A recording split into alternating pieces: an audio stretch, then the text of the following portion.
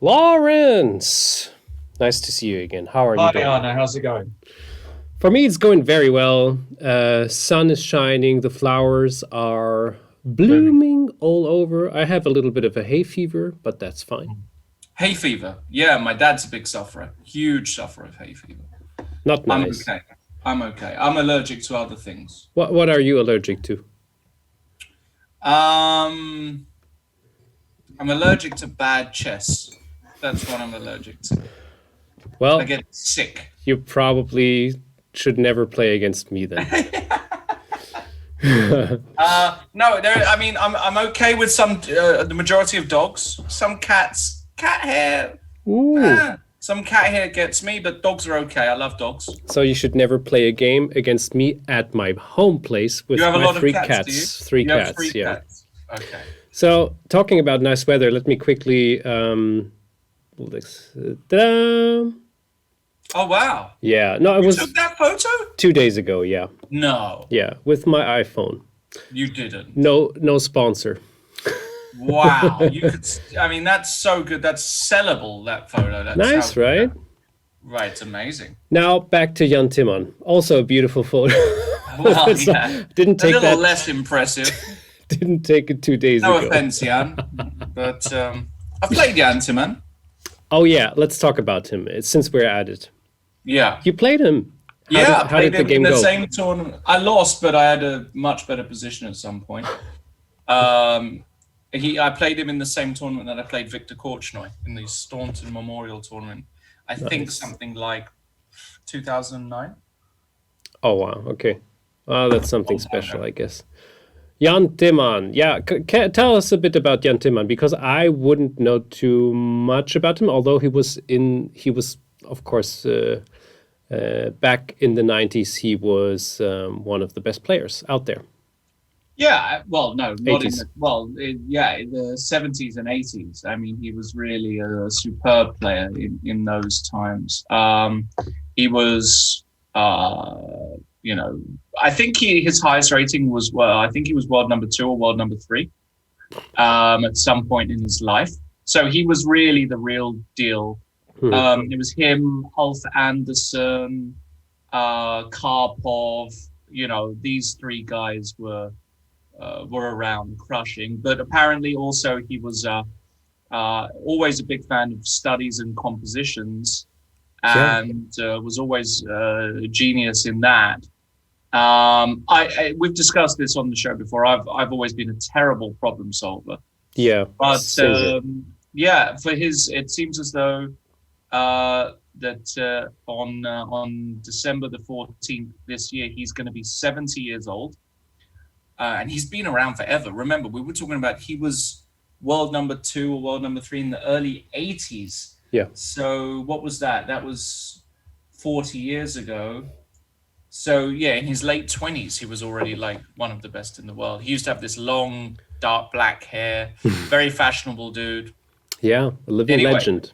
Yeah, they're putting on this composition tournament in his honor, Exactly. and that's obviously wonderful. And you know, It's today is a lot about compositions. Just to warn you already. And what we're doing now is we're playing a little composition. Have you looked at those positions by any no, chance? I've not. Yeah, I've not even perfect. seen his position. So Are we're we going to taking. try and do one? Yeah, we're trying. I took a look at this one, so I prepared a bit. I just hope I can remember everything. So this is a composition which I like the most of all those. I solved a couple of moves and then I couldn't solve it anymore. So I just gave up and then I took a look at the solution and I was like, wow, that's cool. So yeah, end game. And white to play and win. So yeah, here it's all yours, Lawrence. Take it Well, from I'm really here. terrible at this. So okay, so You are not, but you're very humble with saying that. no. So there are a few ideas. Yeah, straight off. share your ideas. Okay, so the first idea is obviously to play d6. That's the first move that you look at. And it looks as though bishop d8 is the only move. Rook a, check king b7 looks good for white. So you have to go bishop d8. And then, of course, the moves you look at here are king a7, d7, and rook f4 check.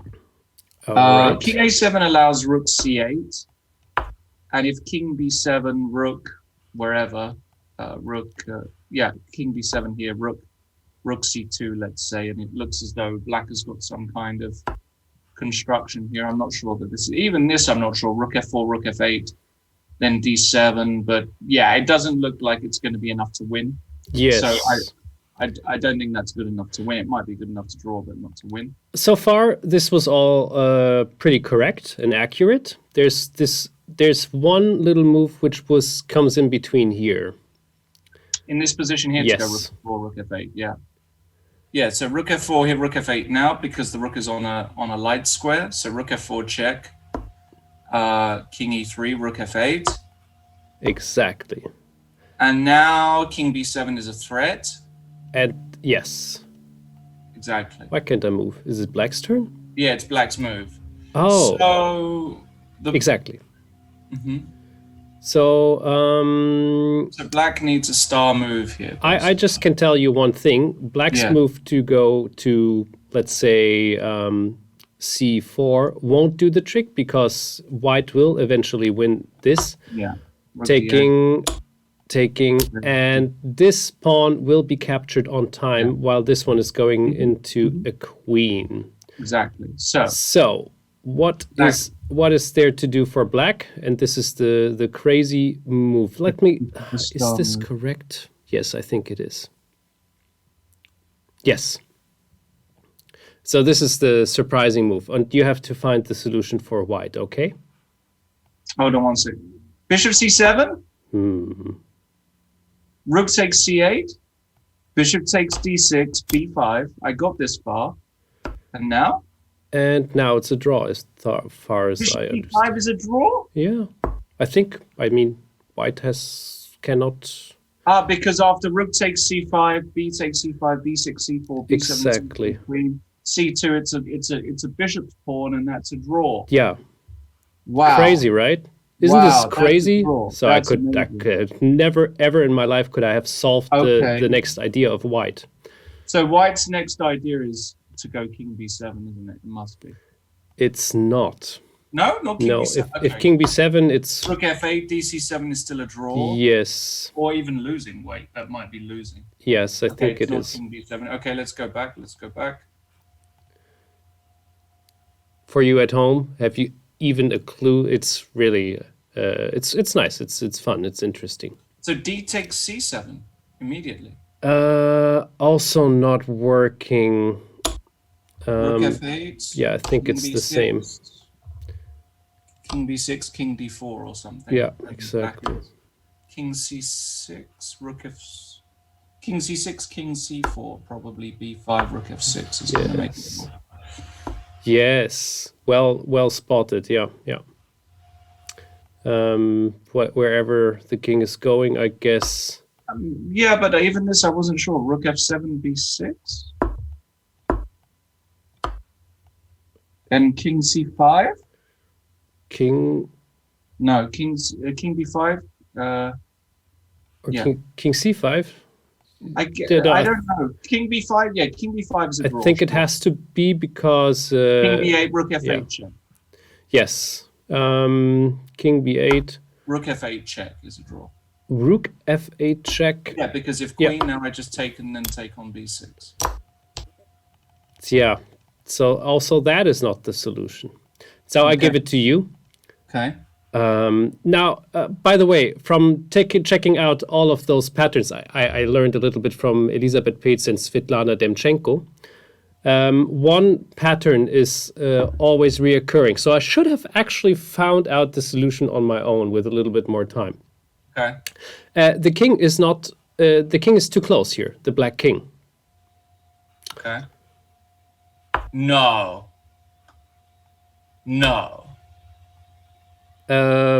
Takes. Wait a second. That cannot be. Can't be right. That cannot be right. What did I do wrong? I think. Oh gosh, I messed it all up. Messed it all up. It's not this check or what? It has to be. how come? I think this king move to a7 was too quick.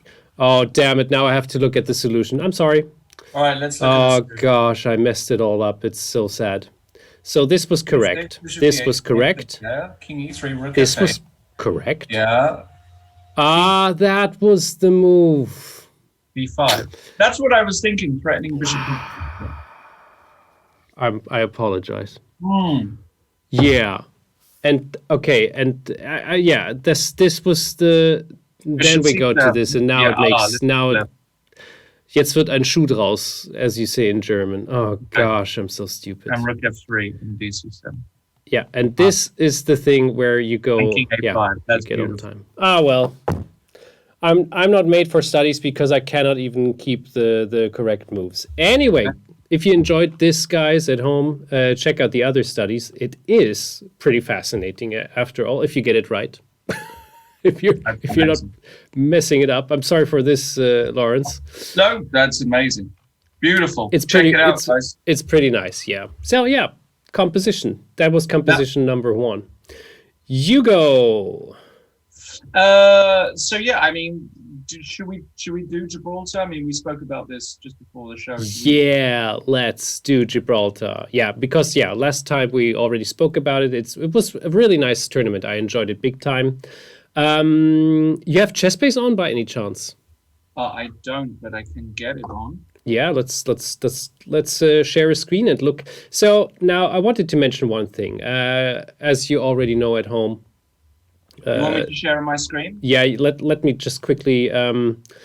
So you do the weekly show, and if you haven't seen it already, you should give it a shot because it's who knows you from here or from anywhere else knows how much entertainment and how much studies you go for, and this is a very, very nice view at the game of Abdul Malik, the winner, the clear winner. I can stop sharing my screen and you can share. So what do you want me to bring up exactly? Just the ChessBase program? Well, if you have the position of Abdul Malik. Of the actual game? Yeah. Okay. Let me just get it because I don't actually have that. Sure. Yeah, this is all spontaneous. We're live, just for you. But I thought that would be something nice and interesting to take a look at because, there were a lot of nice games in this tournament.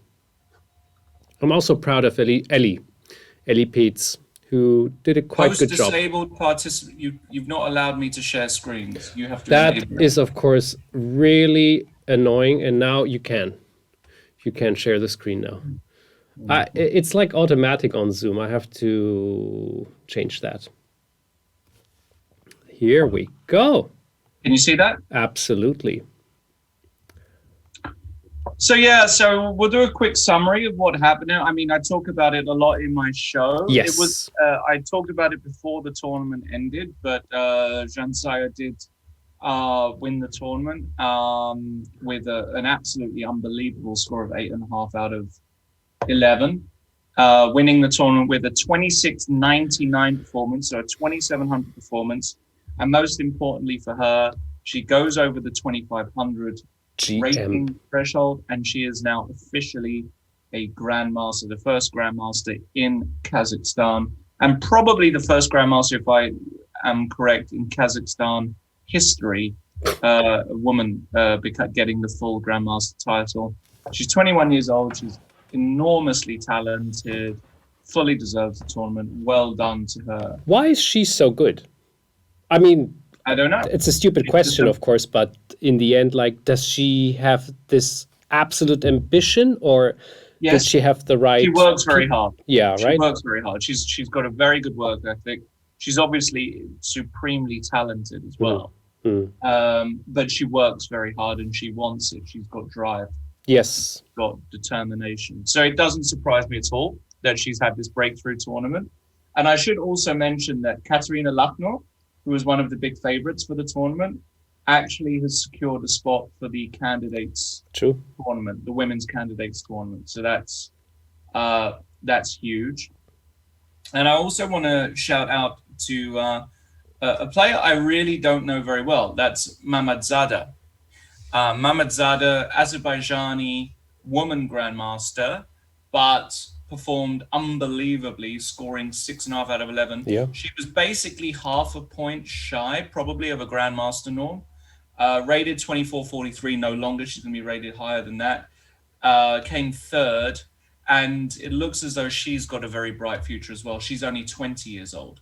Mamadzada. So Absolutely. She started out pretty weak. It was on the lower half of the table, but then she beat all 3 Russian players in a row. Yeah, that's just amazing. like that. Yeah, she did. And also shout out to Lizzie Pitts, who had a decent tournament. Lizzie, you know, Yes. 6 points +1, 25-26 performance. Lots of ups and downs in her games as always, but that's a solid. Yeah, I was chatting with her during the tournament every now and then, and she said like, well, that was quite exhausting, and I can imagine. I mean, yeah, 11 rounds. Yeah, that is something. tough. Very, very tough. After all, so the younger ones have, like, as we can see on the table too, they are quite up there. Also because of, that is a long tournament. Very long tournament, yeah. So anyway, so Abdul Malik crushing the tournament. She didn't lose a single game as well, which is actually worth mentioning. I mean, not to lose a game is very impressive. This was her win against Stefanova. And Stefanova, who's a mom, she's now involved in politics. I know her very well. She used to play for Guildford. Same Four Nations Chess League team as me. I've known Etty for years and years. Was, of course, world champion. Should also point that out. She was world champion. True. Has been floating around the 2480 to 2530 rating band for about 10, 15 years. Still loves playing chess, but obviously, you know, is probably busy doing other stuff as well. The game, though, was extremely interesting. It was a Scotch. Yes. With this move, Queen f6, which I mentioned in the show is kind of an interesting move because the main move involving Queen f6 is to go Bishop c5, Bishop e3, and now Queen f6. But you can go Queen f6 immediately because the move Knight b5, which looks like it's a way to punish this move Queen f6, hitting this pawn on c7. Oh, it's not letting me draw arrows. There we go. Now you can go Bishop c5 anyway. And the point is you're threatening mate, and obviously you can't take this King d8, and you're threatening the knight and mate on f2. Nice one. So Abdul Malik played Knight b3. Now this is the downside of playing Queen f6 before Bishop c5. Now you can't play Bishop c5 as black. Obviously, you just take it. So you have to try and develop your position elsewhere. Stefanova tries Queen g6, which is very logical, attacking this pawn. Now, the reason why white goes f3 here instead of Knight c3 is after Knight c3 now, black does find purpose for the bishop to go Bishop b4, and you know, you're going to complete development with Knight f6 or Knight e7, and it's a bit awkward for white because you can't develop this bishop to d3 because you drop this g2 pawn. So Abdul Malik plays f3, and now it's still a little bit tricky for black because it's not clear exactly how you're supposed to develop your pieces. Bishop b4 check is just going to be met by c3 now. So what do you do? Well, Stefanova played the move Bishop to d6. Now, this might look a little odd. It is. But it's all theory. It's all been played before. In fact, if we go to the online database, which I'm doing here, you can see the first go. Well, firstly, the Stefanova game is it's already in there, so they've updated the online database already. But there's a certain Cheparinov who has played this in 2018. Now, who is Ivan Cheparinov? Do you know? Well, he is a Bulgarian grandmaster, and he has quite a history too. But do you know his relationship to Antonetta? Maybe you don't. Actually, no, I don't. They're married. And they have a child together. No, yes. That I didn't know. So that's what makes this so interesting, is that Antonetta has obviously seen this game of Jan Nepomniachtchi against Cheparinov from St. Petersburg. Funny. and they obviously share notes, and maybe even Ivan helped prepare Antoinette for this tournament, because Ivan wasn't, I don't think, or maybe Ivan was playing actually this hybrid tournament, this European hybrid tournament. I can't remember. But anyway, for sure, Antoinette would have known this from Ivan's game. So that makes a lot of sense. So well, we know what their child will play at one point, right? Yeah, we know what their child will play. That's going to be a strong. I tell you what, beware. That could be the superstar in the making. So Bishop D6 was played, and in that game, Jan Nepomniachtchi played what looks like a super aggressive move, the move G4. This is really sort of new age chess. I mean, what is this move? I mean, the idea of the move is quite simple, is that you're trying to develop this bishop on F1. And put the heart chakra a bit more into... Yeah. And after G4, if H5, the idea is to go G5 and just claim that this queen actually is a little uncomfortable. Yeah. And Jan Nepomniachtchi won an extremely complicated game against Ivan Cheparinov, but Jansaia decided, I'm going to keep things a little bit more grounded and play the more natural move, knight c3. Now, knight c3 actually has potentially a threat, which is to jump into b5. But Eti played knight e7. And now the first move you look at here is the move knight b5, trying to get rid of this bishop. Because if you eliminate this dark square bishop, things are quite good. But I think in this position, you can just about go bishop e5 here, black. And unfortunately, you'd love to go f4, but I think black can go queen takes on e4 check. Even this, I'm not completely sure how clear it is. For example, after queen e2, maybe this is still something, but something like takes, and now a6. I think black is just in time to deal with this initiative that white has. So what do you do then if you don't have knight b5? You can't move the bishop. What do you do? Well, if you're too slow here with white, black is just going to castle and be fine. True. So this is where Jansaia came up with a fantastic move. Move pawn to f4. Now that the e4 pawn is protected. And the point is that now both e5 and f5 are threats. Indeed, especially the queen is getting super uncomfy in this position. Exactly. The longer the game takes, and we will see that later too. So Eti played the move bishop b4. This is still all more or less okay. And now f5, which is actually pretty much the only really sort of serious move in this position, is just to go for it. Yeah. Now, again, it looks super dodgy to play like this as white, because you're not developing any of your pieces. You're running your f-pawn up the board. But I actually have got a suspicion that this is all home preparation because of the speed in which Abdul Malik played. She is such a quick player in almost any game. She's quick, and she's prepared. And that's a very dangerous combination. Indeed. Queen f6 is the only move. Bishop d3. I mean, if you only have, the queen has little moves left. So I don't know how black can even get out of this situation. I already analyzed this a little with Matthias Deutschmann, with our German pendant, and it already looked so. White is just developing so beautifully, all in time and peace, and black just has one struggle move after another, it seems.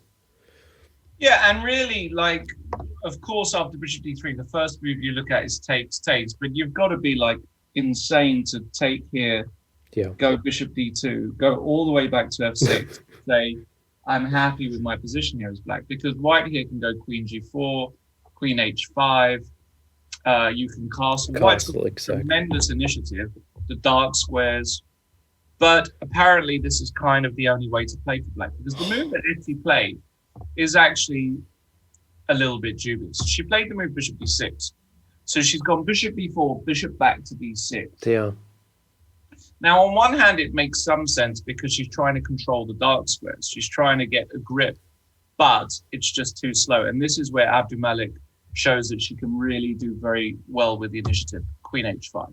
Oh. Threatening to bring the bishop out in some positions. Antoinetta now plays a5.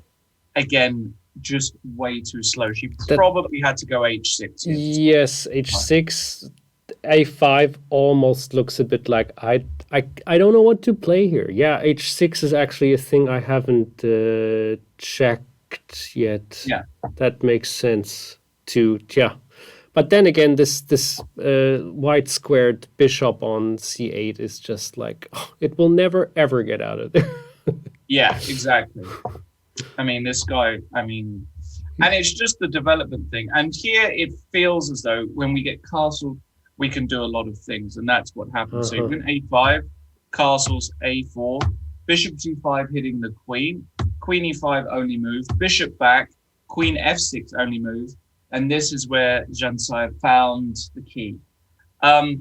If you move the knight now, let's say you move the knight to its square, knight d2 or something like that, black is probably okay, because black will happily exchange the dark square and play a move like pawn to d6 and claim, that I'm surviving. Because even knight b5 might run into some queen takes b2 or something like that. In general, just getting that dark square, maybe even just the move knight e5 here to allow the queen to swing over this way. And you've got a grip over the dark squares. So this is where Jansaia found the correct way forward, which was to play the lovely move e5. Very, very thematic move. Opening the e-file while that king is still in the center, but just as importantly, finding a square to jump in with her knight into e4. And the position is actually toasted, because after bishop takes on e5, you come to e4 and whammy, the queen has got nowhere to go. I mean, the queen is just trapped, because after queen takes f5, discovered check. Yeah, absolutely beauty. And that's what happened, right? Yeah. There was this forcing combination. Antoinetta took the pawn on a2, but it ain't going anywhere, and it can be easily collected via bishop e5. That's what happened. And once that pawn goes, it's just the material deficit. d5, queen e1 was cute, attacking the rook and the knight, knight c6, and now b4, c3. Even in this position, all of those next moves are, every single move is like a piercing into the position, because and it is done after this one because it just wins a piece after all. Like every single move after that was just like so vicious too. It's crazy. Yeah, it was just a perfect performance by Jansaia, and I mean, it was really this exploiting the fact that black had broken a lot of the opening principle, moved a piece more than twice, didn't develop her queen side, didn't get her king safe. And Jansaia castled and then found this lovely little e5 being the key, and she won. And when you play somebody who's playing like that, I mean, it's very difficult to deal with, because she's on fire, she's confident. Yeah.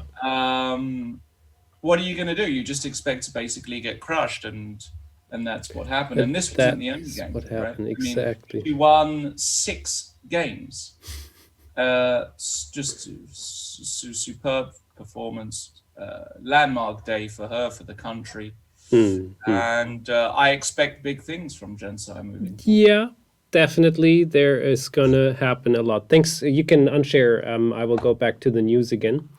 Okay. So guys, just wanted to quickly point this out. Thank you for giving a little insight in your show. But this is exactly, you're talking about the surroundings. You're giving a couple of anecdotes about the players and stuff like this, and you're analyzing the games, and it's always a treat, and it's always you learn something new. It's really, really nice. So check out Lauren's weekly show.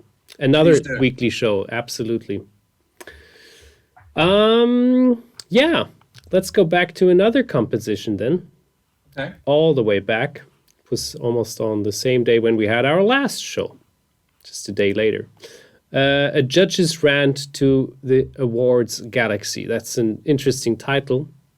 It's a bit about how computer chess got invented and how to judge positions. So it's an interesting article. It even dives into Hitchhiker's Guide to Galaxy. Yep. You've read that book, I have assume? read that book. I haven't read it for many, many years, but I have read the book, yes. Nice. It's a classic that most Absolutely. young English kids read. Yeah.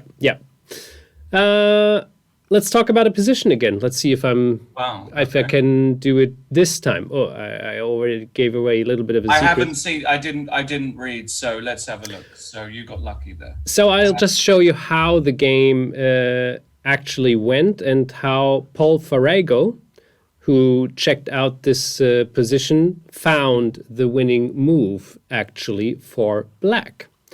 Now, white took the pawn, black took this pawn, and white says, okay, this will just work out fine. I'm going to take the next one. But then we have the situation where it's the king's opposition. But, of course, white can move a bit further. Yeah. So if the king moves here and this move, then you get out of opposition, unless you can move your pawn, which happened. So, and then again, the same thing.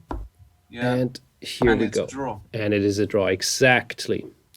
Yeah, so this was, for a long, long time, this was how it was. But then Paul Farrago came and said, no, black can actually win this. Black can win? Mm-hmm. It says white wins. White can... White can win this position? But how can white win this? I think this is just an... Oh, God, am I wrong again? It must be white. It says white wins. I would say... yes, white wins. I was wrong again. Unbelievably. Well, the good news here is, well, there are two moves. If king takes f5 isn't correct, yes, then there are only two moves. There's the move king e6, or there's the move pawn to d6. All right. So let's. What do you want to take? Well, king e6 is actually stupid because f4 just wins. I'm just talking nonsense. King e6, f4, and the pawn runs. You're right. Yes, true. So pawn to d6. Exactly. Now pawn to d6, c takes d6, looks like the only move. King takes f5. Now, if d5, we just go king g5, king takes h5, so that doesn't work. Exactly. So you have to go king d5 again. Exactly. King g5. Now the question is, if we... so let's just make sure that king e4 is nothing, right? King e4. So yeah, there. Okay, exactly. Yeah, I would say even the opposite doesn't really matter. But king e4. Yeah, let's try king e4. King takes h5. King d3. No, I was going to go king d3. Oh, king. But I just want to show that this is. Okay. Yeah, okay. I want to show that this is just too slow. King d3. Yeah. So let's put the king on g6 so we don't get checked on c1. So takes h5. Now, 1 second. So 1 second here. So d5. Sure. Sorry. Because this isn't so clear to me. So if I go d5. D5. That's black. Yeah. h6. No. h6, d4. Now you have to take it. Playing h7 here is a mistake. Just to illustrate. If you go back. Okay. If you go back. Yeah. No, so. No. Yeah. d5. h6. d4. Now if you ignore it and just go h7. Yeah. d takes c3. Queen. Not bishop. Pardon. Queen and c2, this is a draw because on queen d4 check, let's say queen d4 check, you go king c1, and the point is queen takes c4, let's say, and king b1 or king b2. And this is the position where it is a draw. Exactly. Queen b3 check, king a1 is the key. If you go here, you go in the corner. Exactly. Yeah, nice. Right. So the point is you have to go c takes d. Hold on. Oops. No. Sorry. Yeah. So here h5. h5. d5. h6. d4. You take on d4, and the point is c3, h7, c2, queen. Oh, come on. There we go. Queen, And you're very close, but now queen h6 check. Skewered. And then you can run the d pawn home. You exchange the queens and you run the d. That is actually pretty beautiful. Why do I don't want to play music. What's going on here? I don't want that. Because I was clapping. Probably I turned on the music like this. That's very, very nice, Lawrence. So that's important to know. So if we go back now. Very nice. So that's important to know why king e4, king d3 doesn't work. Yes.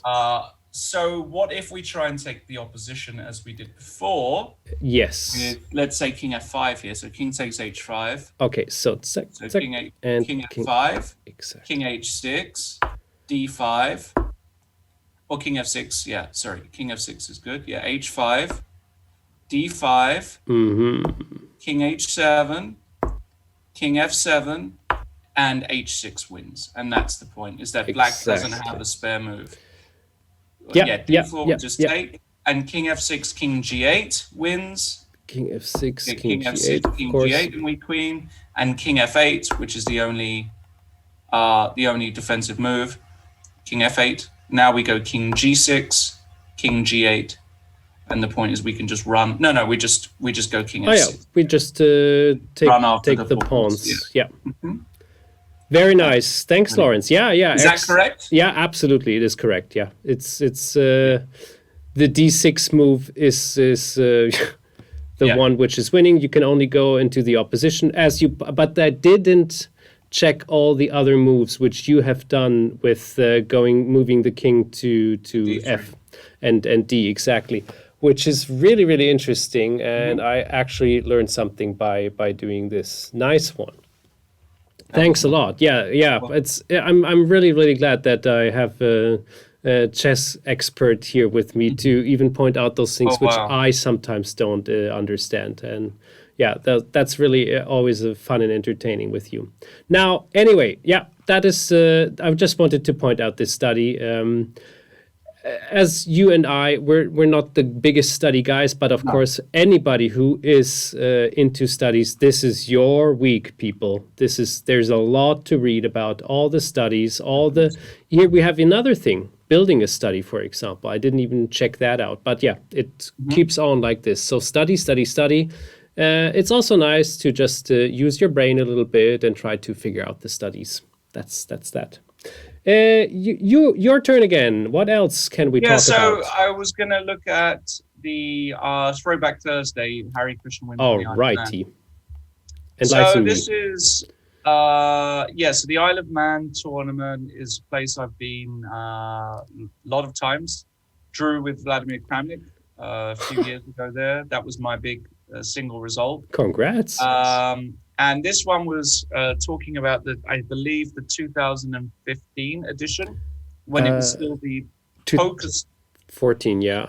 Or no, wait. Sorry, you're right. But I think this is the 2015 edition. So it's just saying it started. You're absolutely right. Yes. So 1 year later, yeah. Yeah, and it was in those times the Poker Stars Isle of Man chess tournament. Okay. So Poker Stars is headquarters are on the Isle of Man. Poker Stars is the biggest poker playing website, and was the main sponsor. So there was some really cool little side events with poker and chess. Obviously, two games that are very close to my heart as I play poker effectively professionally as well. And Harry Krishna won the 2015 tournament on tiebreak. He had a better tiebreak than Laurent Fressinet. And who else? Somebody else. Let's take a look at the. Do we have a table here? I didn't take a look. There we go. This. It's if you go up. Oops. Laurent Fressinet and Sargsyan. Yeah, so they all and there is Mr. Scheinberg, who basically this guy here next to Harry Krishna. He's tall. No, that's Alan Ormsby. So that's the organizer. And Sorry. Scheinberg is the man who basically deserves all the credit for online poker. He invested his life into it, got PokerStars to where it is, and without his efforts, online poker just wouldn't really be a thing. To the extent it is today. He still, even after PokerStars officially kind of stopped sponsoring, He had continued to support the event. He's obviously a very wealthy man, many billions of euros. Loves chess, and lucky for us chess players. Lucky for us, yeah. So, I mean, Alina did a fantastic report. I mean, I haven't got anything specifically to say about the 2015 edition. I wasn't there. I just wanted to talk a little bit about Isle of Man, because the really fantastic news, which is now in the public domain, is that the Grand Swiss is taking place this year from the 25th of October to the 8th of November. The Grand Swiss. And the Grand Swiss is going to be a qualifying tournament for the candidates. So the first two finishers in the Grand Swiss will get a place in the candidates. Now, I think I read about it, and there was a little bit of a controversy about it, right? Well, the controversy is that, you know, there's a FIDE Grand-Prix series where you play multiple tournaments, you know, et cetera, et cetera. There are other ways to get into the candidates. But this tournament is basically saying if you have the tournament of your life, you can get into the candidates tournament, right? Finishing first or second. That's the way that actually Wang Hao got into the candidates. I get it. So he won the Grand Swiss. And what they've done with the candidates is they've taken away the rating spot and they've taken away the wild card spot. That was it, yes. So now 2 players from this tournament. So that will mean that absolutely everybody in the world will play. I mean, everybody who, I get it, yeah. You know, basically, yeah, it will be all the top GMs in the world. So it's a little bit of a, it's nice for this tournament. It's a little bit of a wild card, and it also gives a bit of a variety to the whole event, I believe. Well, I mean, can you imagine if you had some what if you just had the best tournament of your life and you're just a lowly 2600 grandmaster? What if you're just somebody like, I don't know, let's say Sargsyan, right? Yeah. He's 2640. Yeah. He's capable. And he just has the tournament of his life, gets a bit lucky, he gets to the candidates. Yeah.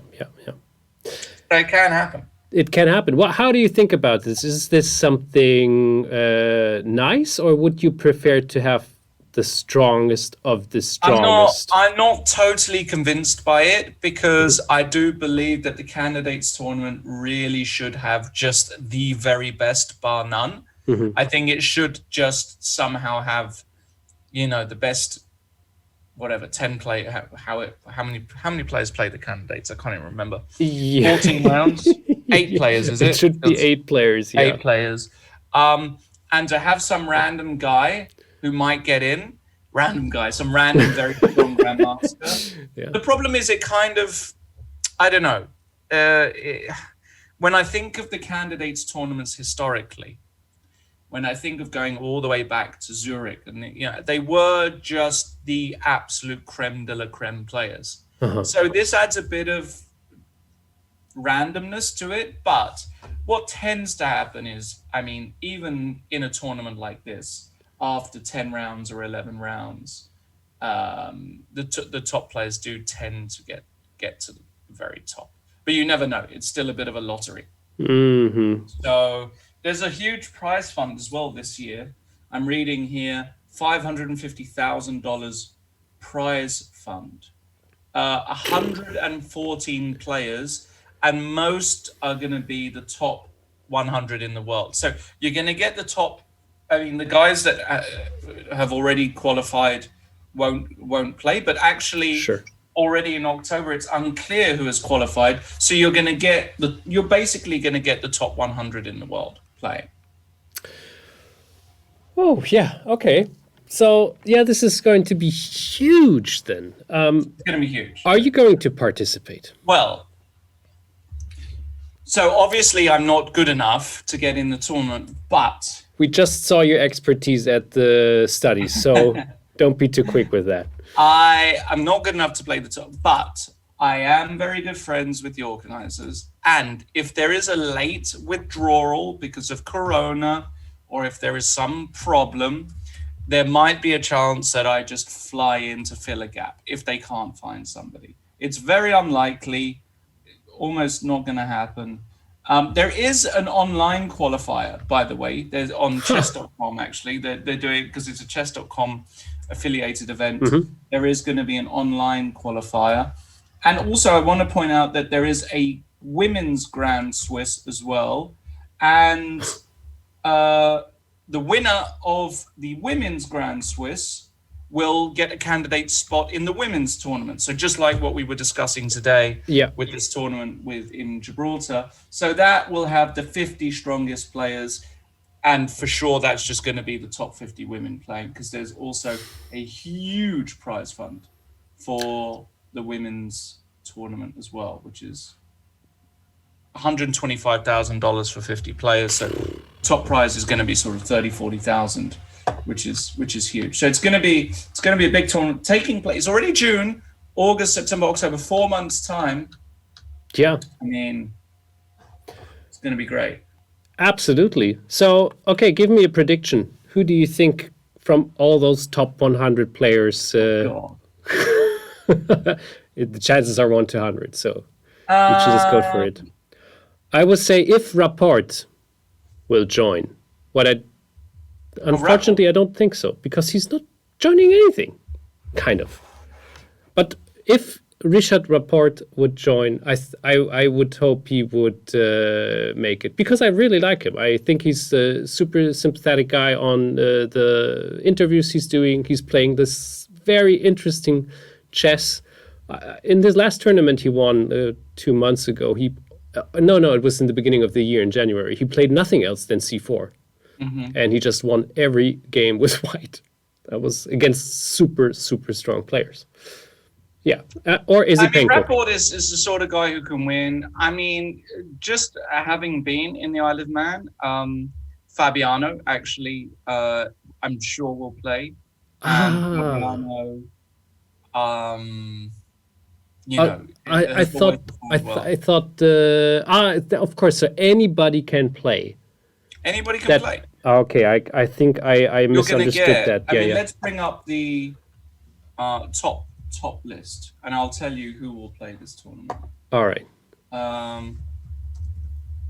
Okay, from that top list, maybe Rapport. So, Caruana will play, Ding will play, Nepomniachtchi and Carlsen are already in. Aronian will play, Giri will play, Grishtuk will play, Mamajarov will play, So, Rajabov, Rapport, MVL, Farouja, Dominguez will play. They've all been on the island. Karyakin, Anand, I don't know. I don't know if Vichy will play. I don't know if Vichy will. That would be so cool. Yeah, would be cool. Wang Hao has decided to retire, right? Yeah. He mentioned this, so Wang Hao won't play. Hikaru probably will play if he wants to give it a go, but maybe now his streaming career takes priority. Topalov, unclear to me whether Topi will play. So those 5 guys, but Harry Krishna will play, Duda will play, Vidit will play, Wei Yi probably, Andrei Kim, Vichukov, Yesipenko will all play, Mickey Adams will obviously play, Dubov will play, Svidler will play, Vallejo will probably play, Lequan, Zhong, Tomaszewski, Hu Zhanji, not sure, Yu Yangyi, not sure, Artemiev will definitely play, Van Forest and Amin will all play. This is probably one of the biggest events this year of like super, super strong players like all over the place. Yeah, it's probably going to be the strongest Swiss tournament in the history of chess. Yeah. I'm a little bit excited now. That is something to look forward to. It's going to be unbelievable. I was actually yesterday. I was talking a bit about that. I personally have a little bit of an overdose of those super tournaments, of those, like the last one was the Crypto Cup. I didn't even watch that many games of it because I thought like I've seen it like 10 times last year already. And I never thought I would say it because a year before I thought like, this can go on forever. It's so nice. It's so entertaining. And now I'm like, I hope I can get back on track. Anyway, we looked at a couple of games, and then it was very nice again. It's about the games to win, of course. So, do you think it can't be more? It can't be enough chess, or do you also think like, okay, slow it down, guys? I mean, I don't know. It's hard to tell. Yeah, it's hard to tell. I just don't know. But look, the good news is, look, we've got we've got an exciting year of chess. We've got lots of events as the Grand Chess Tour is starting again in Bucharest now. We've got the Magnus Carlsen Chess Tour. We've got Over the Board coming back. So slowly, we're getting back to normal, which is good. With these words, I wish all of you a lovely weekend. And by the way, next week we see each other again, but then we will have 2 weeks off because I will just not be there. Right. And we will be back latest in July again. But next week we will have our 10th anniversary show. Can you believe it?